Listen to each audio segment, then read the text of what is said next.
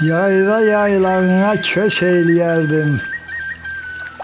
Koynuna köştüğüm günler olaydı.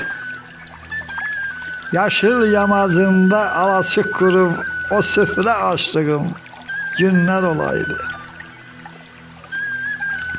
Koyunlar kesilir şakkalanardı, bir ucdan ocaklar heygalanardı. Yurdumun ne güzel çağları vardı, sevinçten coştuğum günler olaydı. Kulak tutulardı çal çağrından, aşık söz diyerdi itibarından. Pay tutup zirveyin güzey garından arana kaçtığım günler olaydı. Bir kızla seçmiştim kızlar içinden. Bir sevda halada sızlar içinde. Bir göz kırpımında, bir su içimde yolumu şaştığım günler olaydı.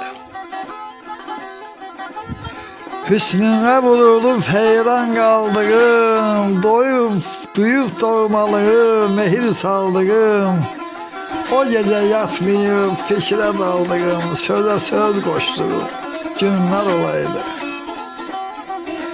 Düzü cennet imiş dağlar dediğim, sinasi meşalik bağlar dediğim, damcı bulağında sağlık dediğim, haddimi aştığım günler olaydı. Gemli, harda kalbinde o dağlar, hasreti o dolup kalbimi çağlar. Ömrüme yazılsın o güzel çağlar, kaynayıp taştığım günler olaydı.